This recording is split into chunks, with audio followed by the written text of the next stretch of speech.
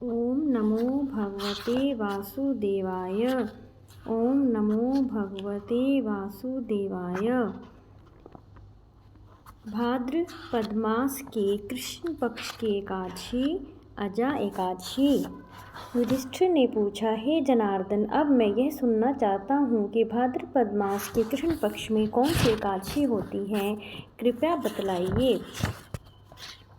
भगवान श्री कृष्ण बोले, हे राजन, एक चित्त होकर सुनो। भाद्रपद मास के कृष्ण पक्ष की एकादशी का नाम अजा है।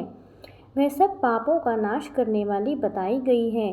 भगवान ऋषिकेश का पूजन करके जो इसका व्रत करता है उसके सारे पाप नष्ट हो जाते हैं। पूर्व काल में हरिश्चंद्र नामक एक विख्यात चक्रवर्ती राजा हो गए हैं, जो समस्त भूमंडल के स्वामी और सत्य प्रतिज्ञ थे। एक समय किसी कर्म का फल भोग प्राप्त होने पर उन्हें राज्य से भ्रष्ट होना पड़ा। राजा ने अपनी पत्नी और पुत्र को बेच दिया, फिर अपने को भी बेच दिया। पुण्यात्मा होते हुए भी उन्हें चांडाल की दास्ता स्वीकार करनी पड़ी। वे मुर्दों का कफन लिया करते थे, इतने पर भी नृपश्रेष्ठ हरिश्चंद्र सत्य से विचलित नहीं हुए। इस प्रकार चांडाल की दास्ता करते हुए उनके अनेक वर्ष व्यतीत हो गए। इससे राजा को बड़ी चिंता हुई। वे अत्यंत दुखी होकर सोचने लगे, क्या करूं, कहाँ जाऊं, कैसे मेरा उद्धार होगा। इस प्रकार चिंता करते करते वे शोक के समुद्र में डूब गए। राजा को शोकातुर जानकर महर्षि गौतम उनके पास आए और राजा ने दोनों हाथ जोड़कर गौतम के सामने खड़े होकर अपना सारा दुखमय समाचार कह सुनाया। राजा की बात सुनकर गौतम ने कहा, हे राजन, भादों के कृष्ण पक्ष में अत्यंत कल्याणमयी अजा नाम की एकादशी आ रही है, जो पुण्य प्रदान करने वाली है।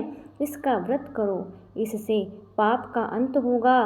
तुम्हारे भाग्य से आज के 7वें दिन एकादशी है। उस दिन उपवास करके रात में जागरण करना। ऐसा कहकर महर्षि गौतम अंतर्धान हो गए। मुनि की बात सुनकर राजा हरिश्चंद्र ने उस उत्तम व्रत का अनुष्ठान किया। उस व्रत के प्रभाव से राजा के सारे दुख दूर हो गए। उन्हें पत्नी पुनः प्राप्त हुई और पुत्र को जीवन मिल गया। आकाश में दुंदुभियां बज उठी, देवलोक से फूलों की वर्षा होने लगी।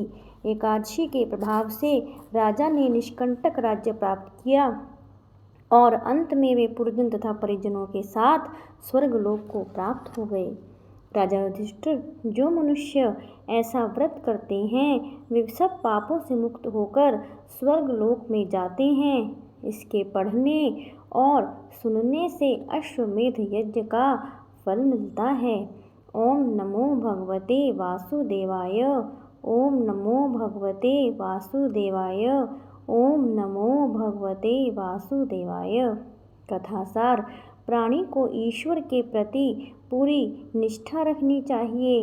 कठिन परिस्थितियों में भी जो सत्य का मार्ग नहीं छोड़ते वे स्वर्ग के अधिकारी होते हैं।